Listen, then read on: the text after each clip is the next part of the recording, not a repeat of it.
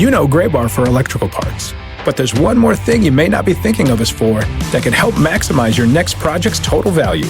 Our pre-project planning services are designed to help you win the bid, save on labor costs, and keep your installers productive across your entire build. The sooner you call us, the better. Because when we're there from the beginning, we can anticipate your needs and help you solve problems before they become problems. Yep, Gray Bar does that.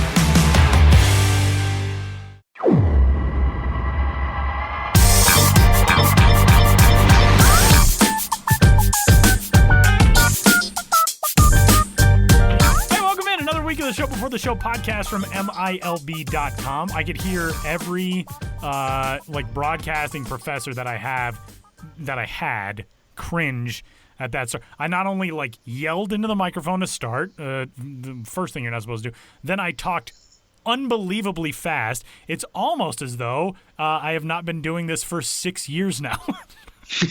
Yeah, so don't adjust your pod catchers at home. You did not accidentally go up to. Yeah, you didn't. You're not listening on 1.5 times speed. I'm just or double volume or anything like that. A bunch of coffee or something. Yeah. But hey, what's up? I'm Tyler Munn. He's Sam Dykstra. How are you? Do you feel like I should go slower just to recalibrate here, just to give us another a new level, perhaps? Yeah. Full disclosure, pulling the curtain back, giving you a look behind the scenes. We've recorded everything else for the show already today, and it is going to be a fantastic show. I'm very excited for you to all listen. But as Sam was redialing me to record this last segment, which is the first segment, I was watching a tweet from @Royals, the Kansas City Royals, in which their head groundskeeper, Trevor Vance, shares the secret to striping their field. And the reason I'm so interested in that is I attempted to mow my lawn in a circular pattern last week, and it was a comical failure. I mean, you have a lawn, so very bad. I'm jealous that you get to practice your art on your greenery. That's true. I don't care how it comes out. The fact that you get to have a normal Saturday afternoon or whenever you did it, is something I am jealous of, no matter what you do. But it's pretty nice, I will say. But I also do not have a giant, a field level mower with a roller in the back, which is how I believe they get the stripes. But I was 37 seconds into the video, and then you called. So now when we hang up, I get to have the thrilling conclusion of it. This is like waiting on the end of a 1950s mystery show. You thought it was stripes, but it was really checkerboards all along. Right, exactly. Something like that. Yeah. Plot twist, weep. Hey, we're going to kick things off on this week's episode of the show. We got a lot coming up. Speaking of the Royals, how about that for a segue? The left-handed pitching prospect, Kris Bubic, will join us from that organization coming up here in just a little bit. Really good to get a chance to talk with Kris, who's back home in California right now, waiting a hopeful start to baseball season sometime in the not super distant future. Then we'll hear from Benjamin Hill. We'll hear from Jordan Wolf, who makes his podcast debut coming up in a little bit, one of our writers at MILB.com. Who's got a great story up on the site right now about a guy from the 1920s who you probably have never heard of, but a really interesting story. And we, Sam and I, are set for yet another showdown on MLB The Show 20 coming up at the start of next week. We're going to do our third game. And just so everyone is aware, the results of the first two games have gone how, Sam? Again, my silence is going to say more than my words ever could, so you're just going to have to deal with that. Oh, man, it's just so good to be undefeated. I should not talk that much gloatingly at all, though. Our guest in a little bit, Kris Bubic, he and his team in the Carolina League playoffs last year were down 2-0 in a best-of-5 series and came back to sweep the next three and knock out Salem in the Carolina League semifinals. That's what we call a harbinger. We discussed that with him, and now Sam undoubtedly will go on some huge run because I'm gloating while being up 2-0. Yeah, I don't know if you ever knew this, but it's been a best of 5 all along. We've just been building to this. I have a feeling if I do pull out a third straight win, I think you're going to change your tune on that. I mean, best of 7s are great, are they not? World Series. Best of 9, we've never. Yeah. That's true. Best of 9. They used to be the World Series used to be 9 games. The PCL back in the day, I was listening to a fantastic, we don't often plug other podcasts on this show, but if you have never listened to Life Around the Seams, which is the podcast hosted by Albuquerque Isotopes radio voice Josh Sushan, who is one of my good buddies in the game, Josh and Ted Haggerty, the outstanding radio guy for the El Paso Chihuahuas, they had an episode probably a month or 6 weeks ago now, where they went through just some of the weirdest and wildest baseball stories they could find. And one of them, I think it was Josh, was telling the story about a PCL championship series back in like the 19-teens that was like a best of 21 or something insane, like something that would never fly outside. And that was already on top of playing like a 190-game season, you know? It was a different era. Maybe we'll get to that stage though. That'll be me and you battling it out in 8 months worth of games. Yeah, our Christmas special, the best of 21, will just be utterly fantastic. It's going to be fun.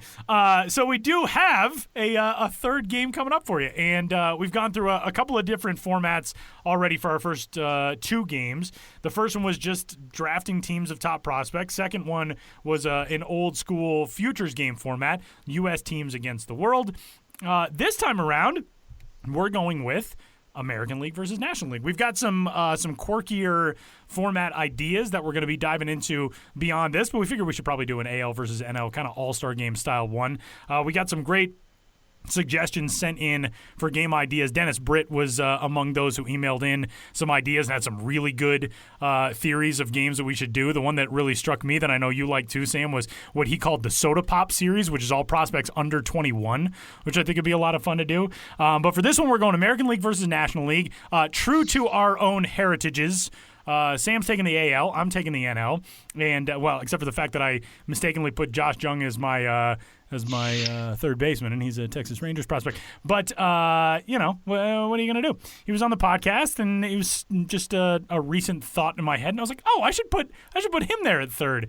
He doesn't play in an NL system. That's not how it works. But we put these rosters together today. We're going to give you our starting lineups, and I will cede the floor to winless 0-2 Sam Dykstra. How nice of you, Tyler. Look at you being just a gracious winner, as always. I don't like to pat myself on the back, but every once in a while, it's you're required to do so. You were required. That's a heck of a way to use required. Interesting. So I haven't picked what team I'm going to do yet, so I guess tune in next Tuesday. We're going to do this next Tuesday at 7 p.m. That's when we've always been doing it. It'll be on the YouTube page for Minor League Baseball. It'll also be on the podcast page, milb.com/fans/podcast. Go find it there. We'll also have it on the Facebook page. We're going to have this all over the place. You'll be able to find it. I haven't chosen what team I'm going to be, so I guess you'll find out before long when I do the sim this weekend. But I will do an American League affiliate. I'm not going to cross any streams and do like I think I know who you're going to pick. Do you? I think so. Who do you think I'm going to pick? I think you're going to go Pawtucket. I thought about it. Because this is their last season. Next year there'll be the Worcester Red Sox, the Woo Sox, as it were. It'll be a lot of fun to play as the Woo Sox now, to be honest. But I think I might hold Pawtucket for another time. Okay. We'll see. We'll see how I feel. Right. But Pawtucket is definitely on the board for some time in this series.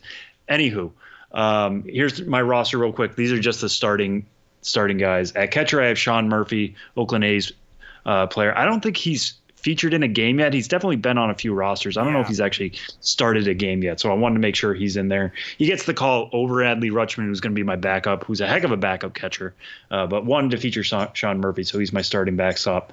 At first base, I have Evan White. I really liked what Tyler did, and I hate to say this. A couple weeks ago when we first started this, you had Evan White as your starting first baseman. The Seattle Mariners expect him to be a major leaguer. They signed him to a major league deal this offseason. He was going to be their opening day first baseman. A lot of that is because of his glove. We saw him make a couple of really good plays in this game before. I want him at first base. Second base, I have Vidal Brujan from the Tampa Bay Rays system. The reason for that is I really like pairing him at shortstop with Wander Franco. If I'm going to have the AL, I'm going to have the top overall prospect in baseball. No questions asked.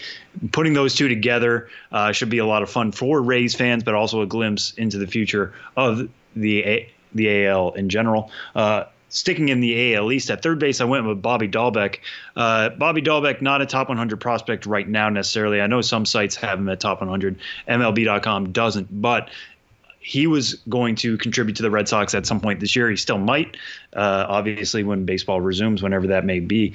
He's typically a third baseman. He was a pitcher in college in Arizona. The arm will certainly work at third base. The Red Sox have Rafael Devers right now. He's not going to overtake him at third, so they were going to give him some time at first.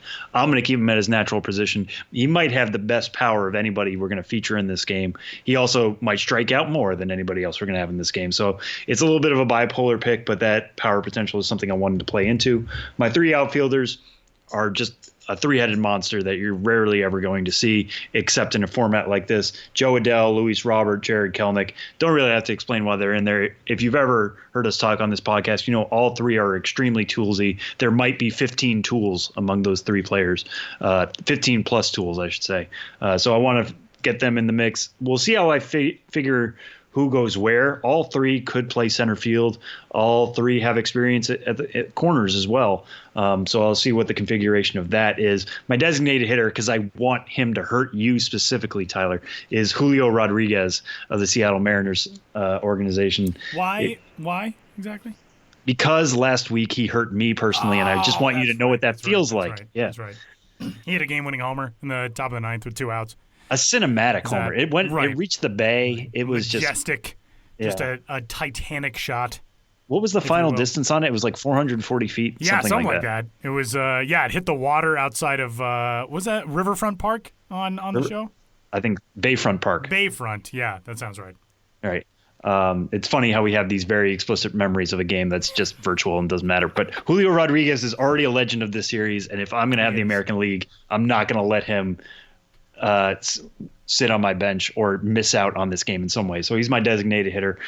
Starting pitcher is somebody who also featured in that game. He got the last out for my team, was Casey Mize.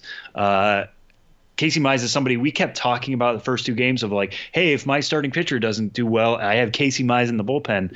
And Casey Mize finally came in, got 1 out in mop-up duty last time. I want to see more of him. I want to actually see him go 6 or 7 innings. So I wanted to make sure he's going to be my starting pitcher. So that's my lineup. There's going to be some other guys who factor into that. We're going to have a full bullpen of really good prospects. My bench as of right now has Jeter Downs and Royce Lewis and Brandon Marsh and Adley Rutschman, who I already mentioned. So, this is just the starting lineup, but it should be a doozy from my side. Tyler, who do you got? Yeah, so I tried to mix in a lot of guys who I have not yet had on rosters or given starts to, that type of stuff. So my starting catcher, my top catcher from the San Diego Padres organization is Luis Campusano. At first base, I went with Seth Beer, one of the best names, obviously, in baseball, and a dude who can swing it and play over first. The first Rockies prospect that we have had in our 3 games, Brendan Rodgers, who maybe somewhat surprisingly hasn't gotten a nod on any of our rosters to this point. I've got him at second base, obviously hurt in real life and on the road back from a rotator cuff injury, but presumably would have seen time in 2020 before too long had the season not been put on hold. Third base, can't go with Josh Young, so I'm going to go with Alec Baum, who the big power potential and guy who we talked to on the show, friend of the podcast, actually was a USA Baseball teammate with his third base counterpart on your roster, Bobby Dahlbeck, in the Premier 12 tournament, the Olympic qualifying tournament last year in Mexico and in Japan.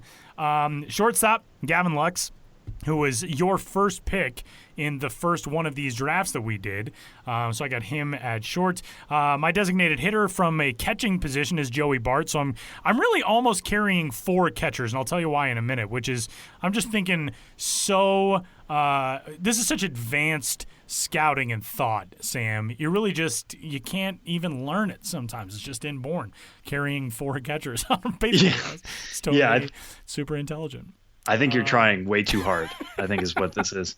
My outfield is Christian Pache from Atlanta, Dylan Carlson from the Cardinals, and Christian Robinson from the D-backs, who was on my world team last time out. That fourth catcher, potentially, who I've got listed as a fourth outfielder, is a dude who I have a big prospect crush on, and that's Dalton Varsho from the Arizona Diamondbacks organization, because he's a guy who can catch, but he can play the outfield. He stole over 20 bases last year. I've raved about him before on the show.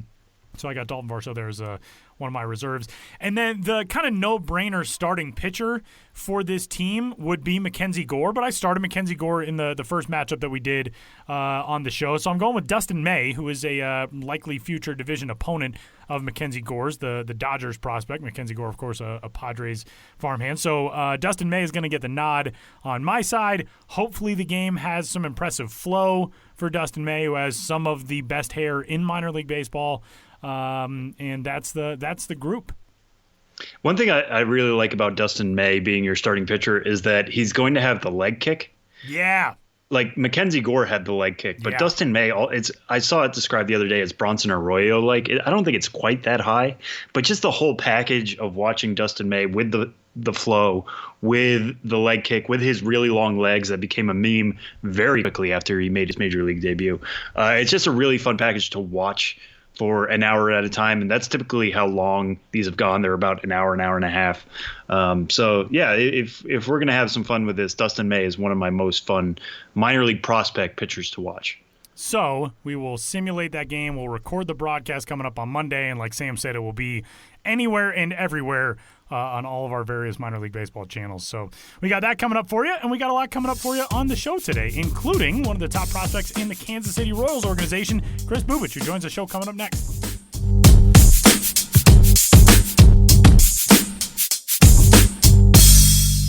As an official partner of Minor League Baseball, Nationwide's here to make sure you're protected for every pitch life throws at you. Visit nationwide.com today to see how we can help meet your needs. Nationwide is on your side.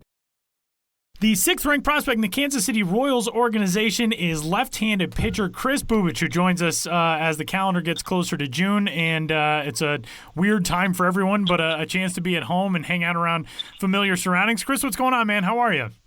I'm good. Pleasure to be on with you guys, and looking forward to starting the season soon. Absolutely, man. Well, it's good to talk to you. We were just talking a minute ago. You're back home in California right now, obviously taken in the draft in 2018 out of Stanford, and now back home in Cupertino. What have the last couple of months been like for you since getting back and trying to figure out ways to stay active during this delay? Yeah, it's definitely been tough. Obviously, being in California, one of the harder hit states in terms of the virus. A lot of places around me are shut down. I'm in the Santa Clara County where cases were reported pretty early and pretty often. So we're still working back the reopening stuff and not quite there yet. But in terms of throwing, I've been just kind of throwing on my own with an old bag of balls against a local fence at a local park. And then in terms of bullpens, just kind of finding different places to throw that have some type of mound. And if I'm able to get a catcher, it's awesome. And in terms of working out and trying to stay in shape, I don't have any gym equipment or anything, but I've actually been pretty creative in my backyard working out with soil bags as weights. So my mom has these potting soil bags that I just pick up and hold when I'm squatting or doing any type of exercise. So it's a little old school, I guess, but it gets the job done. That is actually pretty awesome. That I feel like that would be a video shot of like a phenom prospect coming up in the 70s, like working on a ranch. That's pretty cool. Exactly. Yeah, it's definitely a little different, but obviously times are different, so you got to adjust. Kris, this, like you said, California's been hit pretty hard among the states that have been so affected by the coronavirus outbreak and COVID-19 cases and all that. In your community, what has it been like? It's such a different world for athletes right now, especially baseball players getting ready for a start to a season and not being there. But just as human beings right now, obviously this is not a time of year that you're even used to being home. And, when you're out or you drive around or, like you said, businesses trying to get open, what is it like on a day-to-day basis out there right now for you? Yeah, so it's obviously pretty weird. I'm trying to stay home as much as I can and abide by distancing guidelines as best we can. In terms of how my typical day goes, in the morning or like the first half of the day is when I try to get all my baseball stuff done. So whether that's throwing, working out, doing some running and conditioning and whatnot. And then the second half of the day is, I don't know, kind of just free to do whatever, whether that's there's a lot of people in my neighborhood obviously getting out and going around for walks and getting outside a bit more. For me, I'll do that, or I'm actually trying to pick up the guitar. So I actually bought a guitar Nice. a couple couple weeks back, and I've never played an instrument before, so I'm pretty bad right now. But obviously, a good time to maybe learn a few notes or a few songs or something like that. And otherwise, just like everybody else, watching some Netflix or playing MLB The Show, just trying to stay busy. And I want to go back to what you said about workouts in terms of just throwing against a fence, or if you get a catcher, that's great. But if not, it is what it is. What is it, that juxtaposition, like going from the spring when I'm sure you guys are using all sorts of technology, learning about your spin rates, learning about your velo, to just going off field these days? What has that transition been like?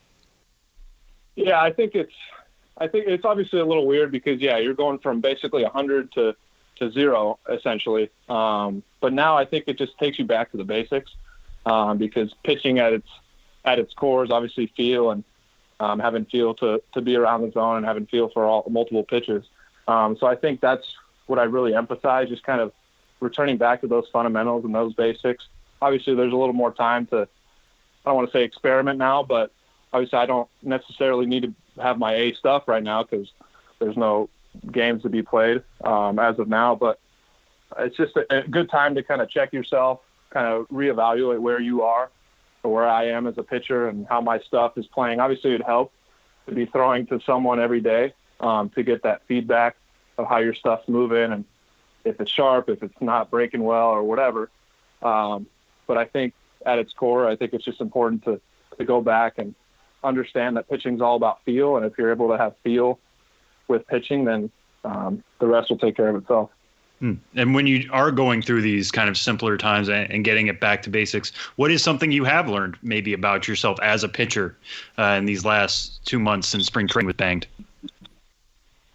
Something I've learned, honestly, is that I think multiple people can attest to this, but you don't need much, obviously, to get your work in. A lot of people obviously want to go to fancy facilities, or the technology is great, but in my opinion, I just use it as a tool. Like, I love talking numbers and talking analytics and all that. But like I mentioned, at the end of the day, if I'm able to have feel and be connected with my body and my mechanics and how I'm pitching, then the rest will take care of itself. But I think I've just learned to really keep things simple. I think that's what this time is all about, to control what we can control and to keep things as simple as possible, because there are a lot of things obviously that are out of our control right now, and we don't know when stuff's going to resume and when stuff's going to ever take place. But the only thing we can't control is really how we approach each day and the effort and the attitude that we have. I know it's pretty cliche, but it does go a long way. Yeah, and when spring training was canceled, you were in the midst of your second spring training, coming off a really impressive first full season last year between Lexington and Wilmington. You ended up leading minor league baseball in strikeouts with 185 and 149 in a third innings.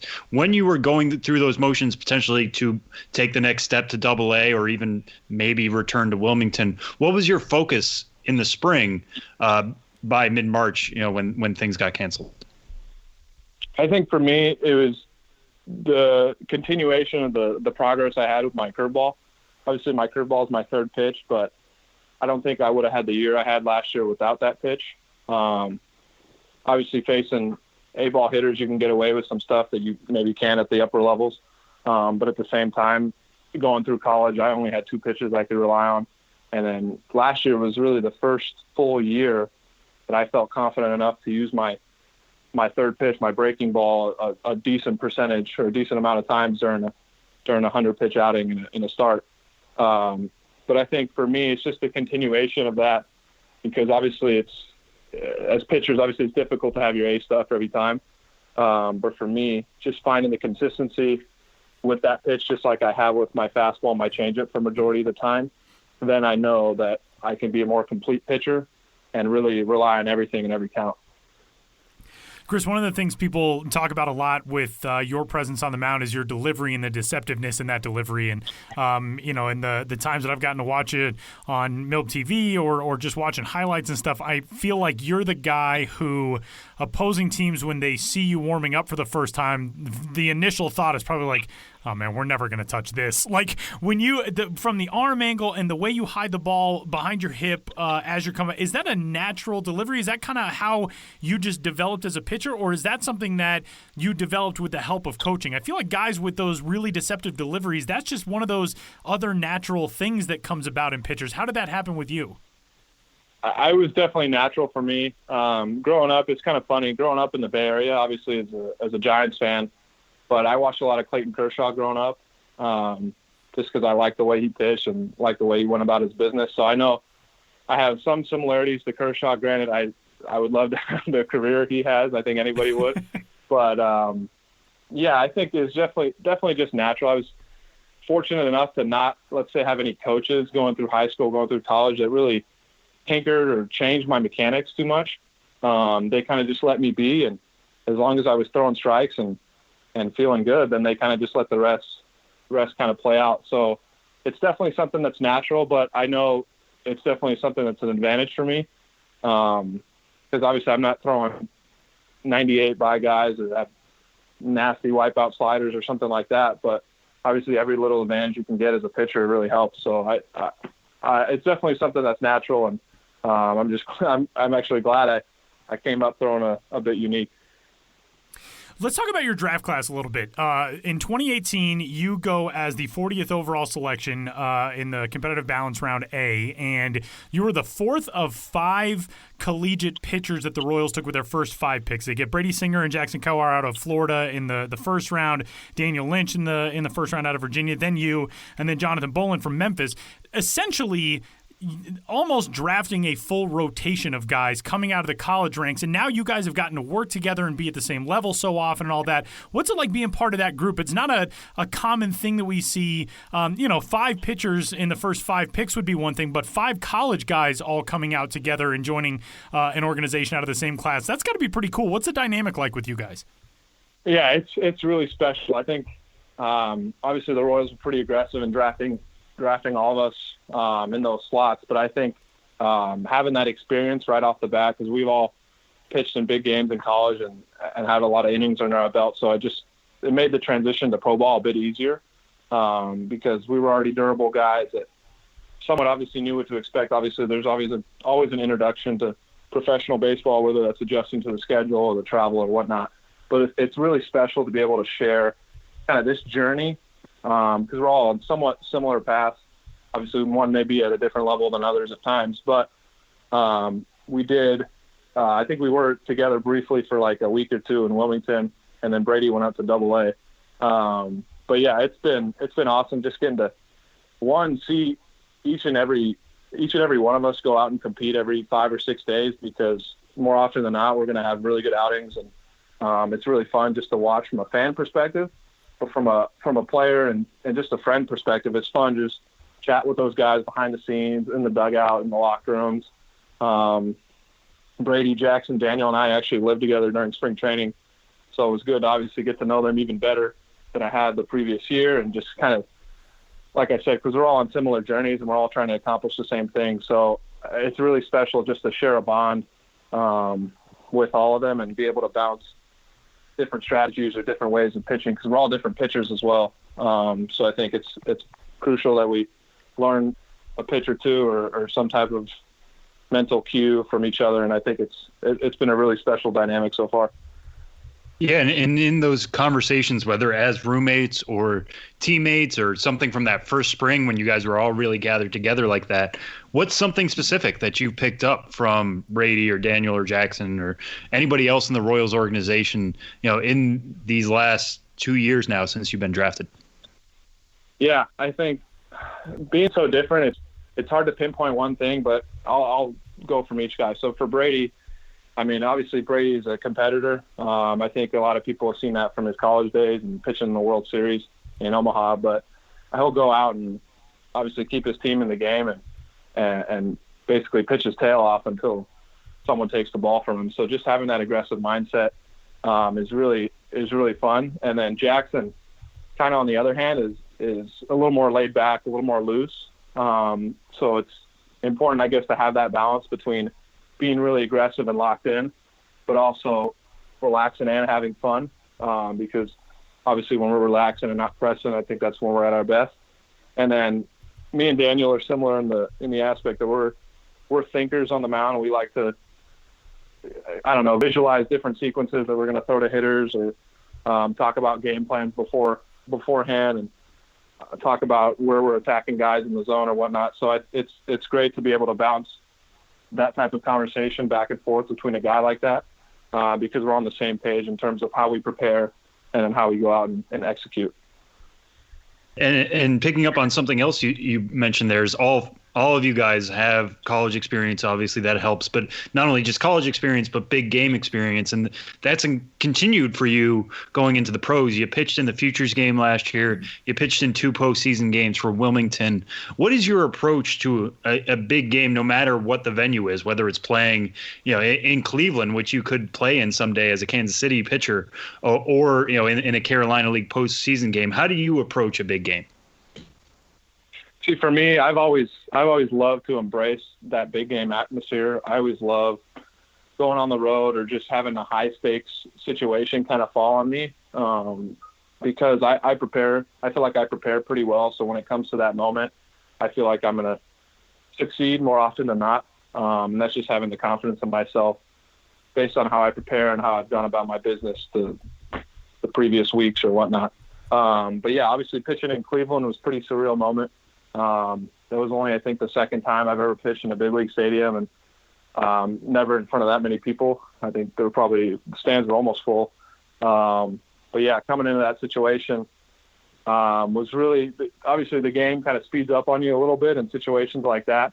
But it's important. Obviously, I was able to just take a step back and take a breath and kind of just take in my surroundings, and then go right after and attack the hitters I was facing. But to answer your question, yeah, I love embracing that big game atmosphere and kind of taking the lead in terms of setting the tone in a game, in a big game, and really riding the momentum from there. And not to hone in on one game too much, but that Futures game experience for you last year was incredible to watch, just because they brought you in, the bases were loaded, just a hey kid, here you go, your first time pitching in an all-star game like this, and you got to deal with that. You faced Dylan Carlson, Dalton Varsho. You strike out Dalton Varsho, which was a great at bat, and then you caught Taylor Trammell trying to steal home. What was your thought process when you just saw out of the corner of your eye this guy coming blazing down from third base? And do you think he was out or safe, now that we're so far out from this? Do you think he was out or safe? So definitely an interesting scenario. Obviously, so kind of backtracking a little bit, like before the game and whatnot, obviously I think they reduced the game to 7 innings, and we had 10 pitchers on the staff. So obviously there were 7 guys that had their own innings, and there were 3 of us that were kind of mop-up guys or kind of extras, if you will. So I was one of those guys. So I was just kind of trying to stay ready the whole time. And obviously being a starter, it's a little different coming out of the bullpen, and you're just sitting there for an hour or two just trying to stay loose.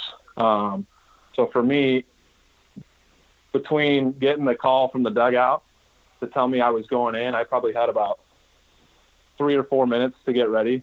And as a starter, I like to take my time and kind of feel myself kind of getting going. But I literally had about 7 or 8 pitches just to kind of just chuck it and let it loose. And then I was jogging in from right center to, like you said, a bases loaded situation, and obviously facing Dylan Carlson. I know he singled off me, and then that kind of calmed me down, brought me back to earth a little bit.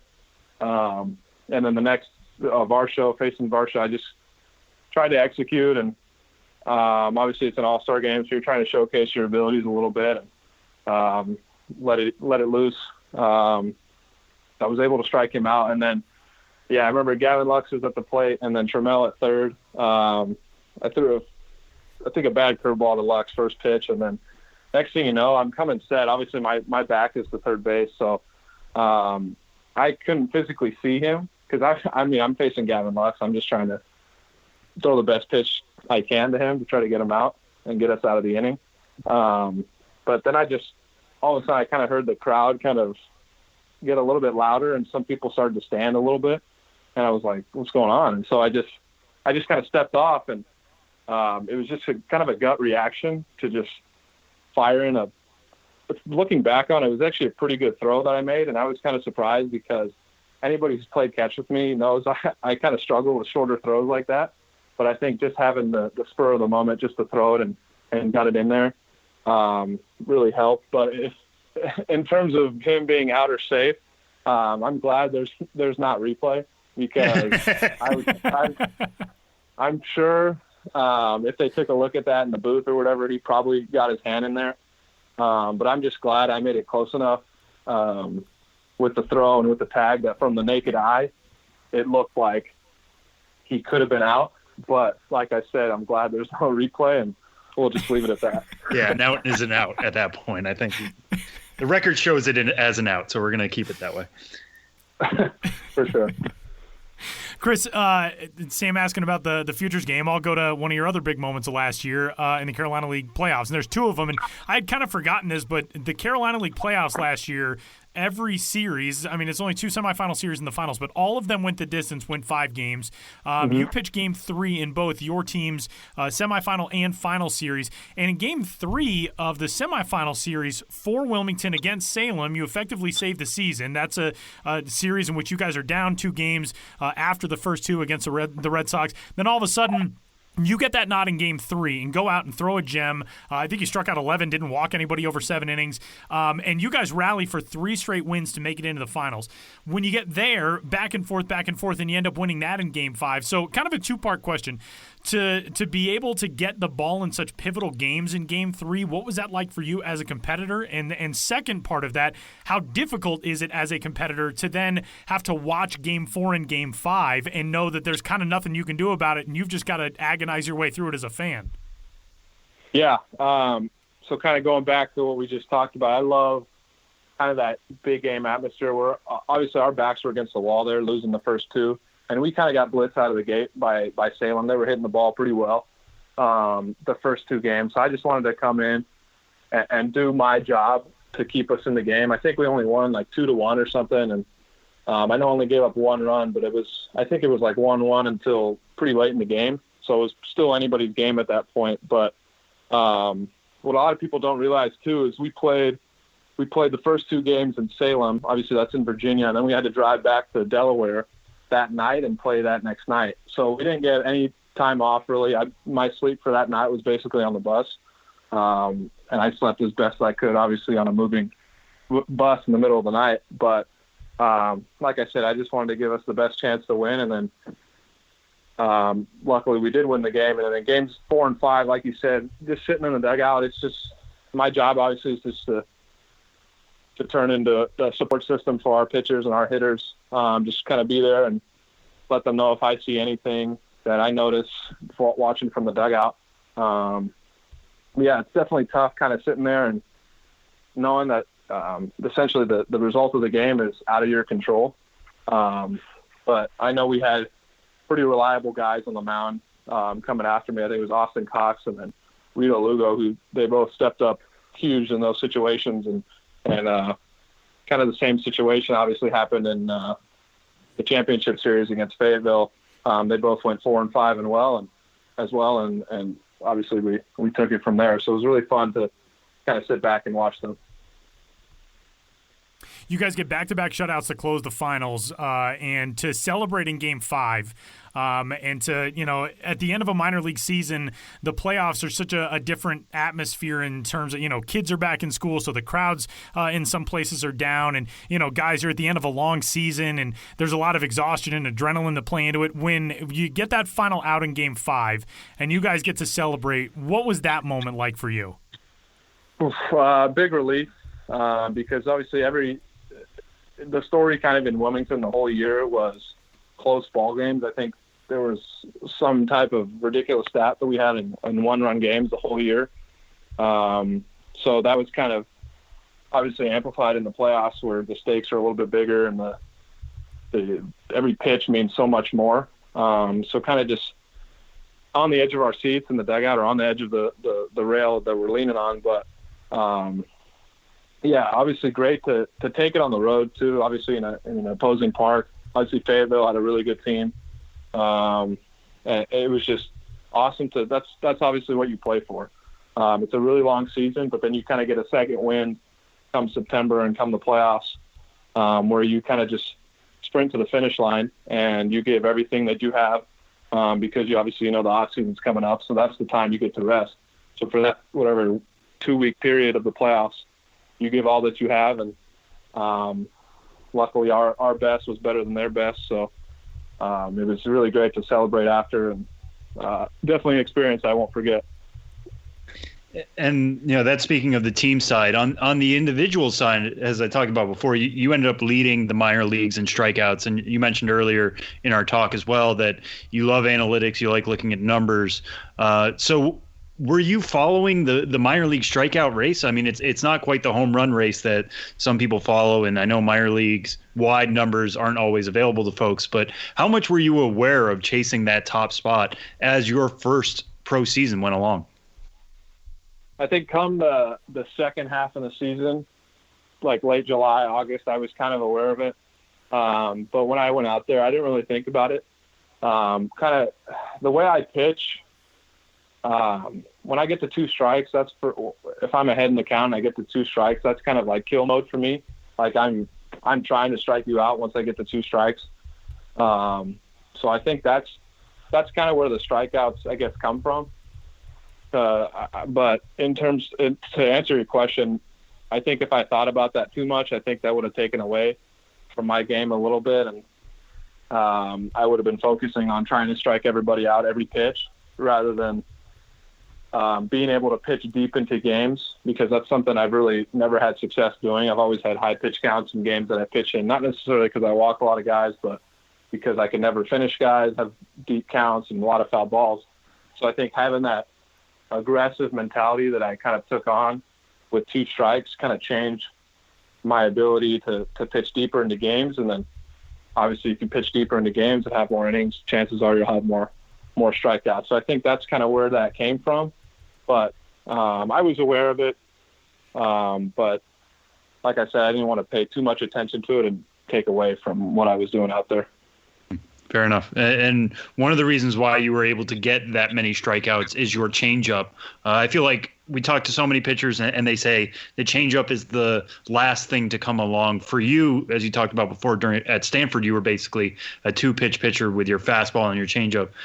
What went into the development of that pitch? What makes that such a good pitch for you right now that you could get so many swings and misses with it right away to begin your pro career? Yeah, a couple things. I learned the changeup when I was, I think, probably 12 or 13. It was right after like Little League, and one of my coaches just showed me a 4-seam circle, and I kind of just took off and ran with it. And obviously having a 4-seam fastball and a 4-seam changeup, the spin on the pitches looks pretty identical. I've had hitters tell me that the toughest thing is to see the spin. It's not necessarily the movement of the pitch, but it's more the spin and then the separation of velocity. Because usually my fastball is around 90 or in the low 90s or whatever. And then my changeups varies a little bit. I could take a lot off and throw it in the mid to high 70s if I had to, or throw it in the low 80s. So I think it's I've become really comfortable and be able to manipulate that pitch a little bit when I need to. But I think the 2 biggest factors are the separation of velocity and then the spin of it itself. But I think one of the reasons the guys struggle with the changeup, or maybe it's the last to come, I think it's because in your mind, like, you're always telling yourself to slow down when you're throwing a changeup, but in reality, you obviously have to keep the same arm speed that you do with your fastball and make it look as much like your fastball as you can. And then that's where the deception and the swing and miss or the weak contact's going to come from. So I think it's just something I learned from a young age. Cool. And we'll end on this one, Kris. We've been asking everybody this because there is no minor league baseball right now. We don't know quite when it's coming back. Hopefully it's soon in some form. But through your now 2 years in pro ball, we've talked a lot about memories in terms of Wilmington winning a championship, Futures game, what have you. But what would you call your favorite minor league moment up to this point? Ooh, favorite minor league moment. Couple things. I'd say I'll pick 2. Obviously, one is the Futures game. Obviously, when the season starts, I had I really had no expectation, and that wasn't even in my mind that I was even going to have a chance to go to something like that. So when I did, obviously it's a pretty surreal moment to be surrounded by guys that were the top prospects in the game and names that you're hearing every day, and guys that are going to be on big league rosters pretty soon, or if not already. And then obviously getting to enjoy the fanfare of kind of an all-star weekend and see what it's like. That was just a really cool experience. And then the moment I had it was in August, when I had the back-to-back complete games. As I mentioned, I've always struggled pitching deep into games because I've had high pitch counts. I was the king of 5 innings, 100 pitches in college, just probably because I had 2 pitches and people would just foul them off and I get in deep counts. But being able to prove to myself that I could do that, let alone throw back-to-back complete games, which to this day I really don't know like how I did that. I think I just had everything working those 2 back-to-back outings. But that's something I'll always kind of go back on, and if I'm having, I don't know, a tough time on the mound or I feel myself like out of sync, then I can always go back to those outings and kind of watch the video from that and see when I'm at my best. So. Kris Bubic is the 6th-ranked prospect in the Kansas City Royals organization and coming off of a fantastic first full season at a couple of Class A levels last year. And, Kris, we can't thank you enough for taking the time to join us, and stay safe and stay healthy, and hopefully we'll see you back on a mound here real soon. For sure, guys. Thank you for having me on, and stay safe as well.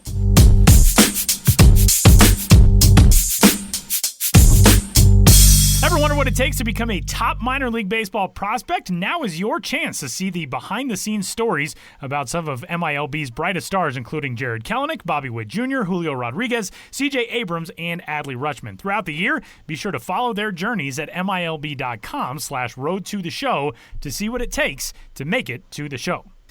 We are just now starting our recording of our interview this week with Benjamin Hill. We've already been talking for like 25 minutes, so you all missed out on the director's cut. Maybe we'll drop it on DVD someday. Hi, Ben. Hey, Tyler. Hey, Sam. And, when the Show Before the Show podcast DVD set comes out, that will definitely be on the extras. It might be an Easter egg. You have to look a little hard to find it. Yeah, that could be. We can make it that way. It'll be it's like an Inside the Actors studio. They'll dive deep into our the unreleased tapes of the Show Before the Show podcast. We get we're very philosophical. It's fantastic. Someday we'll start a philosophy podcast as well alongside this one, and that one will get no listens. Let's dive into this week's conversation with Ben. We got some great stuff that is up on the site and is coming to the site from Ben. One story that is already up that you can find right now, the fun facts about each minor league circuit, each league. The latest edition of that is the Eastern League, and so many good things in this one. 12 teams, of course, in the Eastern League, some of them with some of the longest histories in minor league baseball, and also some of the newest teams in minor league baseball. Ben, give us the lowdown on the EL fun facts. Yeah, I mean, that is a venerable league. And I'm trying to, this is the 3rd one I've done, did the Pacific Coast League and the International League and now Eastern League. And I'm trying to lead off all of these stories with just kind of like a league-wide fun fact that is somehow related to the absurdity of the league itself. Like the International League is no longer national. The Pacific Coast League has teams in 3 time zones. And the Eastern League, there's our Eastern leagues that go back to 1884, but that's not today's Eastern League. Today's Eastern League started as the New York-Pennsylvania League, which is, of course, not today's New York Penn League, and so on and so forth. And it's the Eastern League, but one of the divisions is the Western Division. And yes, there are degrees of Eastern, but I find it amusing that you could be in the Eastern League playing in the Western Division. Seems kind of paradoxical. I just like these kind of nonsensical things. Anyhow, yeah, I had fun with it. 12 teams. And it's just kind of totally random how I find these facts, and some I just kind of have ingrained in my head, and some, I have to do a little research. Bowie Bay Sox, I knew this, but I'd forgotten. Their home of Prince George's Stadium wasn't ready in their inaugural season of 1993. And meanwhile, their parent Baltimore Orioles had recently moved to Camden Yards.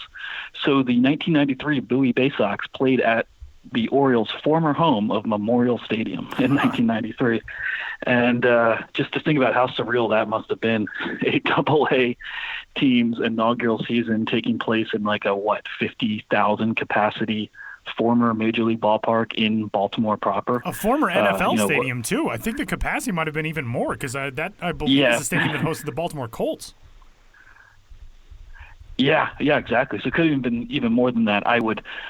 I'm sure they had, huge swaths of seating, completely blocked off. But, that'd be a fun season to explore or research, just kind of how the team operated, what their biggest crowd was. Yeah.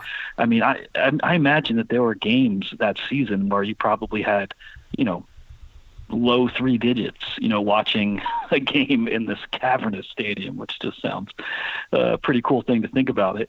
And then in 94, the season, the ballpark still wasn't open when the season began. So they played at I think University of Maryland, the U.S. Naval Academy, the Frederick Keyes Field of Harry Grove Stadium. So even though technically really the Bay Sox have only played in one ballpark, for the entirety of their history, Prince George's Stadium, they actually played in 4 different stadiums as a home field before that one opened. So what an odyssey.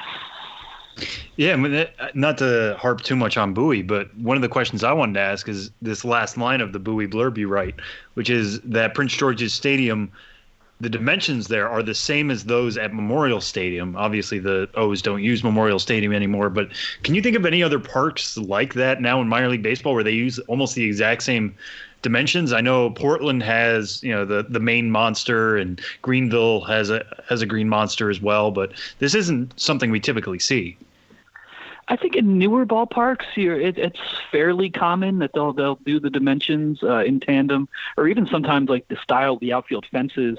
If there's little quirks in the big league park, they'll do it in the minor league park. I want to say Augusta SRP Park that opened in 2018. Pretty sure that has some quirky dimensions that model AT&T or whatever the ballpark is currently called in San Francisco, who are the Giants of the parent, or Augusta's parent. So I think that one. I mean, I remember literally my first ever minor league experience was Scranton Wilkes-Barre Red Barons. And that ballpark, which has since been essentially torn down and built on the same site, Lackawanna, it was called Lackawanna County Stadium when I was a kid. That was a mini veteran stadium with an artificial turf and the same dimensions and everything. They were a Phillies AAA affiliate at the time. As for why Bowie had Memorial Stadium dimensions, that's a good question because that was no longer where the Orioles played.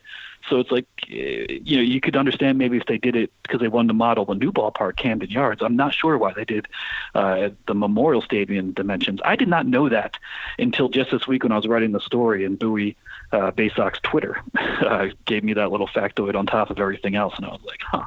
But I did not follow up on it. So, we really went down this Bowie Bay Sox rabbit hole here.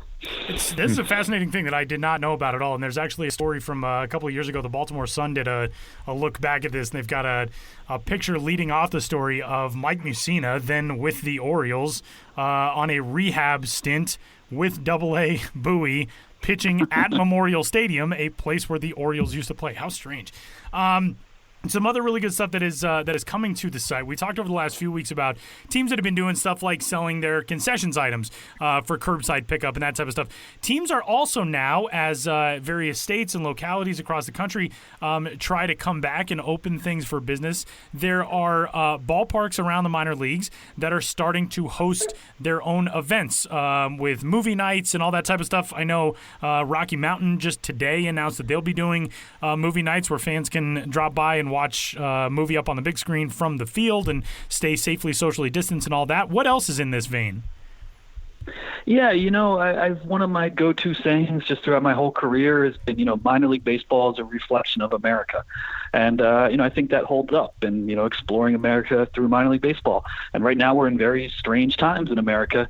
And I think we're finding, minor league teams kind of mirroring American society at large. At first it was like, what can we do to bring ourselves into your homes and just be strictly online and things like that? And then it was like, well, we can do concessions curbside and have people come to the ballpark, but, contactless and not bring them in at all. And now All 50 states are in some form of reopening. Obviously, it differs greatly from state to state. And so now we're seeing these first tentative steps, in the nation at large and in minor league baseball. So, yeah, Tyler, like you mentioned, movie nights, the Daytona Tortugas, have divided their playing field into 10 by 10 like family spaces, and they're selling these 10 by 10, 10 foot by 10 foot family blocks.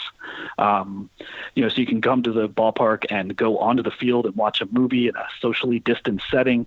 The Pensacola Blue Wahoos, Bubba Watson is a co-owner, and he designed a 9-hole disc golf course that you can play on the playing field. That's a really creative one. Just today, we're speaking here on Wednesday, the Cedar Rapids Colonels had a noon game scheduled, on their normal 2020 schedule. If anything about this season had been normal, they were going to play a noon game today. So instead they played a no game noon game, but they actually let people into the stadium, maximum 150, very socially distanced, but they played a classic game on the video board and had concessions open. So you could have actually come to the ballpark today at the same time in which a game was scheduled in Cedar Rapids. And, at the very least, take in a little of that baseball feeling and energy. It sounds kind of surreal to go to a ballpark with 150 people tops and not be really near anyone and watch a game on a screen, but, baby steps. And I think we're going to see more and more of this kind of thing. Omaha Storm Chasers are renting the playing field for $100 an hour for groups of 10 or less. So you could bring, maybe a youth team or like a kids party and have a AAA baseball field to play on for an hour for $100. We're just going to see these creative uses as time goes by. Lehigh Valley Iron Pigs doing character cruise throughs, where in the parking lot they have superheroes and princesses and team mascots, and people are just driving by and waving and that kind of thing. So it's kind of fun to see all this creativity, and we're going to see a lot more of it because we do not see the return of actual minor league baseball for who knows when, but it'll be a little while still. And to pivot to something that's also seriously going on this week, as many people have heard, there have been some serious floods in Midland, Michigan, and as many of you might know, is that Midland, Michigan is the home of the Great Lakes Loons. Ben, you've been to Dow Diamond and to visit Great Lakes, and at this time when it doesn't sound like the ballpark's affected right now, but obviously tons in that community are. What are your memories of going to see the Loons and going to see that Midland area? It's been a number of years, so it's not too fresh in my mind, but I think it was 2013 when I visited the Loons and Dow Diamond in Midland. But it's a really unique town. Dow Chemical obviously has a huge presence there, so there's a lot of company, but they're a huge employer, and there's a lot of company money too. And I remember just museums and theaters and cultural institutions were of a quality kind of way beyond that you expect of a town of that size, and a really beautiful scenic town.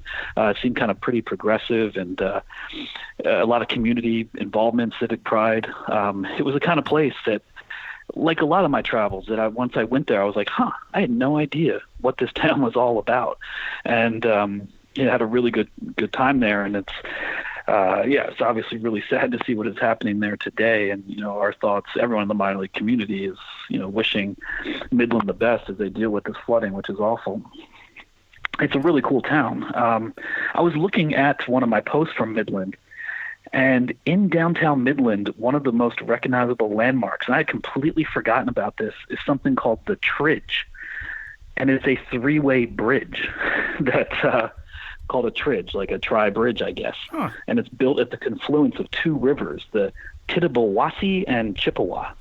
And there's the Tridge. So there's 3 different entryways onto this bridge, and I'd never heard of a Tridge before. But Midland, I really hope to make it back there and see a Loons game at some point in the future, and wishing them the best. Benjamin Hill, you can find on Twitter at Ben's Biz. The stories are up on the site right now as well. And Ben, thanks for all the time, man. We'll do it again next week. Yeah, man. Anytime. I'm here today and every day. Same. 24 hours a day. Same. Thanks, man. Thanks, guys.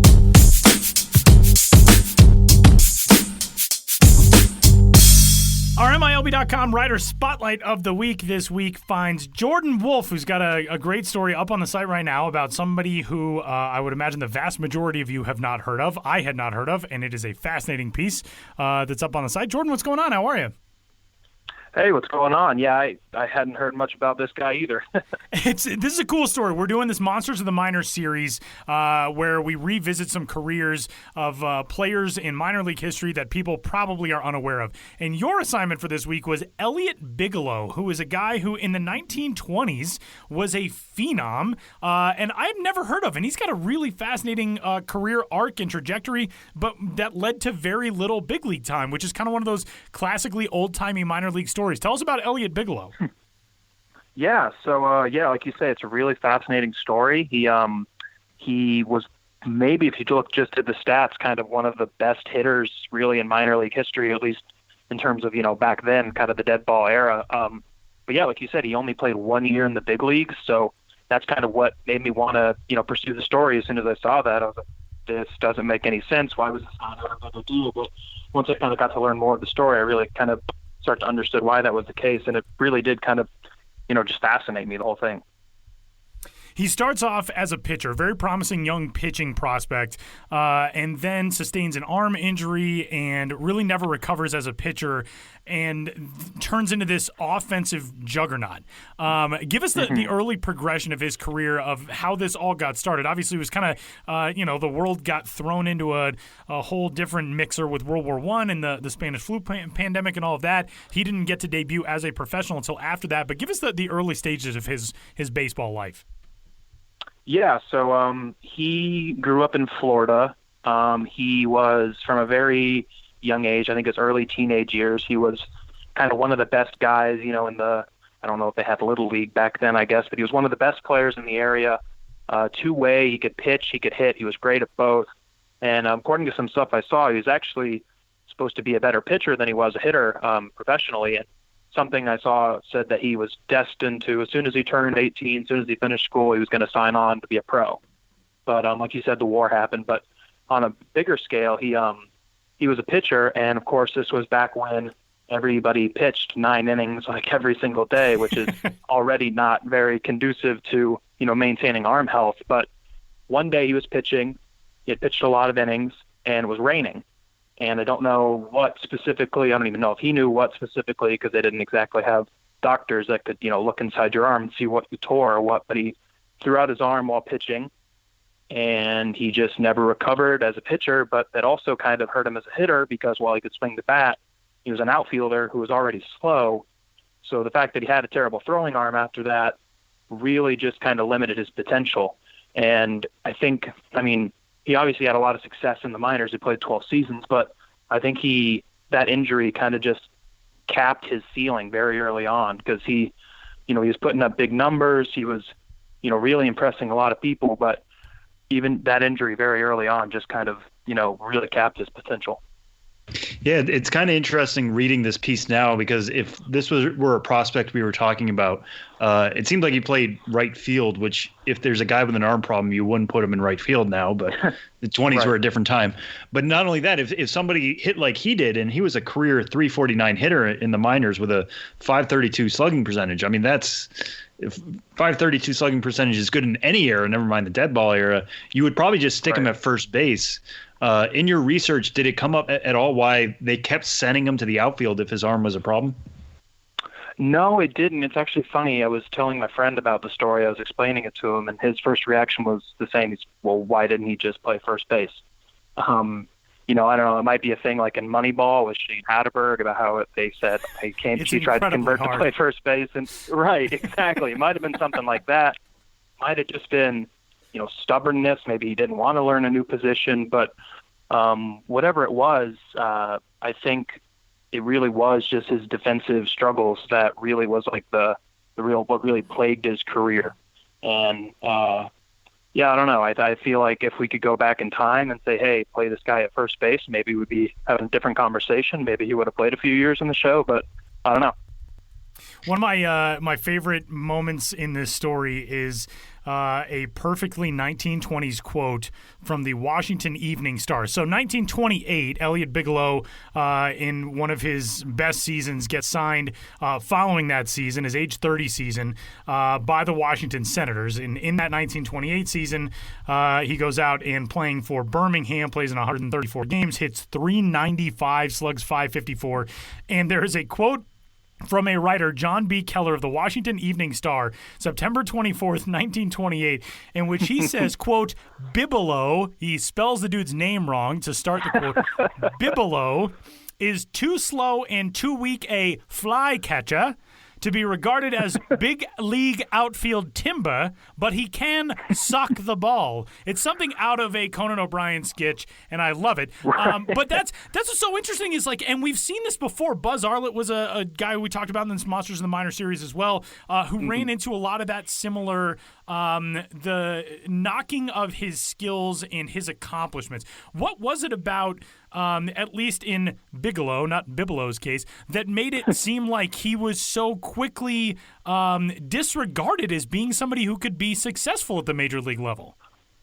Yeah, that was kind of confusing, or not confusing, well, confusing why that was the case for me too, because I dug up a lot of like old newspaper clippings in which they were like, especially when he was first started with Washington, but also in the Red Sox, it kind of seemed as if he had this reputation of kind of everybody around baseball knew, oh yeah, this guy can hit, but he is not that good. And he actually had a couple chances to make it to the bigs before he ended up making it with Washington. There was one year, I think it was his last season in Chattanooga, if I'm right, where he was getting looked at by a lot of scouts, including the Phillies and the Pirates, who were the ones I think that took him the most seriously.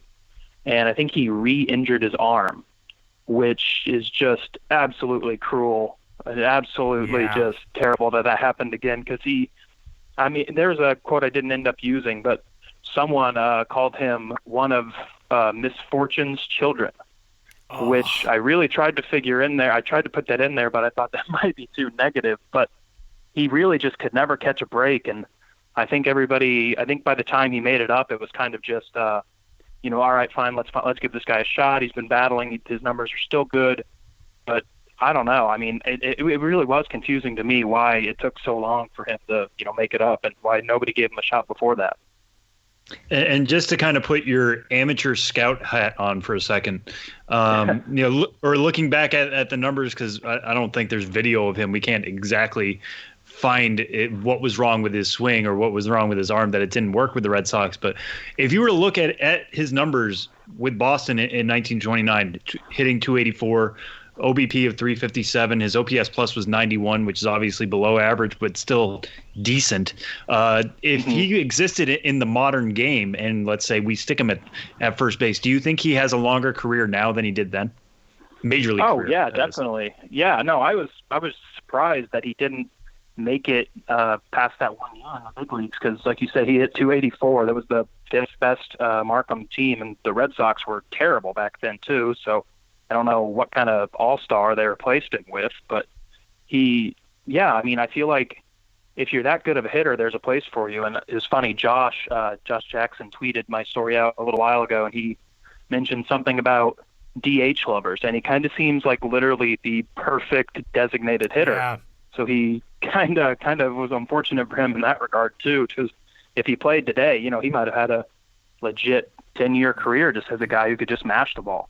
No, that's a good point. And especially now to bring that up when the AL and the NL might be using the DH this year. That would have been fascinating. A man of a different era. But we'll end on this one, Jordan. When we were talking before we went live here, you said there was something you wanted to figure into the story. You couldn't find a spot for it. So what was that thing that now you can kind of bring about Elliot Bigelow? Yeah, that was on his SABR, Society for American Baseball Research. It was on his bio page. I found this, and I couldn't just find a way to, within the flow of the story, to include it. But I guess back then it was kind of common for local business owners, at least in like this is when he was at Chattanooga, to offer players like prizes for things like the first homer of the year and the first double of the year, because doubles were a bigger deal back then. It racks up everything that he got. And I'm going to read it. He over 2 years in Chattanooga, he won a new suit of clothes from the Palmer Clothing Company, a $100 share in a building lot in Tennessee, and $100 obviously is a lot of money now. Several cartons of cigarettes from multiple people, several cigars as well. And the one that I liked the most was a 3-pound box of Whitman's candy from Swoop's drugstore. Delightful. Right. And so, he wasn't making a ton of money. He was making like $1,000 or whatever, but he got all these benefits. So, I was kind of starting to wonder, maybe it wasn't so bad at all, or after all, that he played in the minor leagues for so long. Bonuses were just different then. Yeah. Right. Yeah. No. Yeah. I imagine nowadays people aren't negotiating over how many cigarettes you get when you're signing a contract for the first time. If you don't read the story because you know Elliot Bigelow already, you should go read the story just for the classic ragtime speech inside of it from all of the various media outlets, such as clouted minor league pitching with abandon and a demon minor league hitter. There is nothing that makes me feel more inadequate as a sports writer than like 1920 sports writing. It is incredible. And this story is fantastic. It's up on the site right now. You can find Jordan on Twitter. He's at @JordanWolf. And Jordan, this is great, man. Thanks so much for coming on with us. Yeah, of course, man. Thanks for that, and thanks for having me on.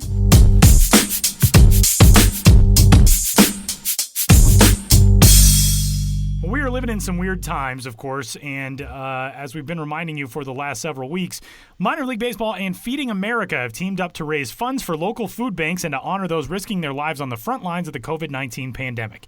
For every $10 donated to Feeding America, a Minor League Baseball team will donate one ticket to a local hero.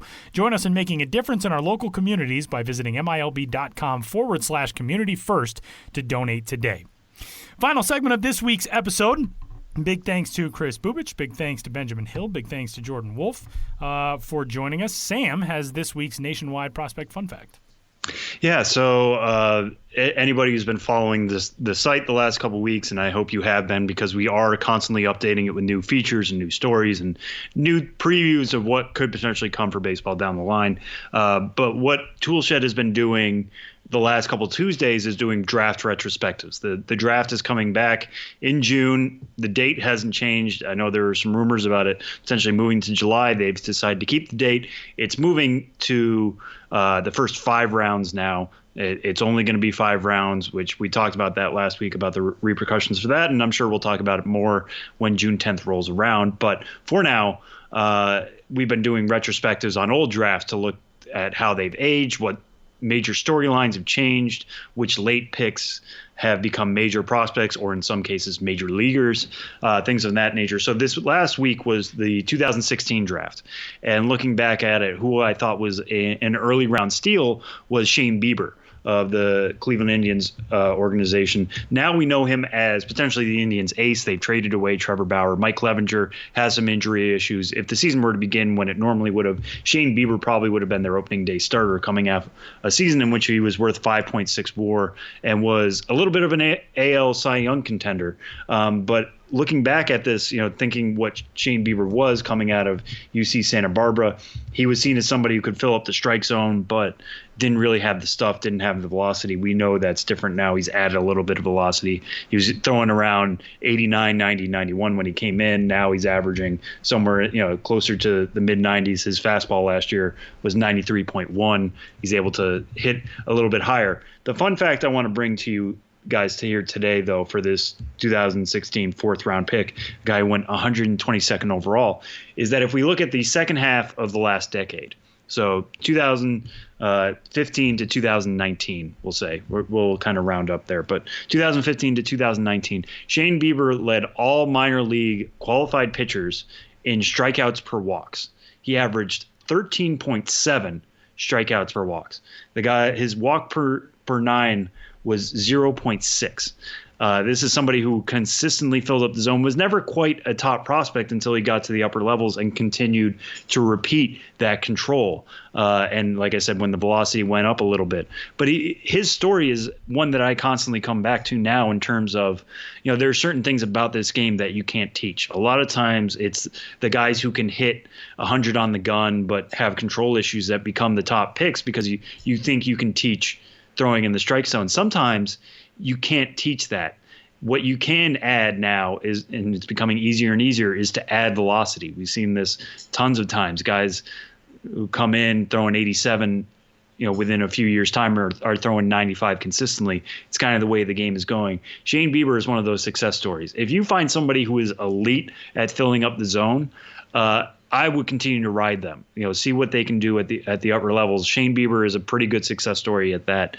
And, when you're looking at 4th round picks and thinking, oh, he doesn't have the stuff, but he is really, really good at this one thing. Well, the stuff can improve. And that's something we saw out of Shane Bieber before he made his major league debut in 2018 and turned into one of the American League's best pitchers in 2019. So that's this week's Nationwide Prospect Fun Fact. If you're looking at 2015 to 2019, Shane Bieber led all qualified minor league pitchers in strikeouts per walks at 13.7. The next closest was Chris Paddock at 11.5. Not even close. Pretty amazing stuff. And with that, we will bid you for farewell for this week's episode of The Show Before the Show. He's Sam. I'm Tyler. We'll talk to you next week.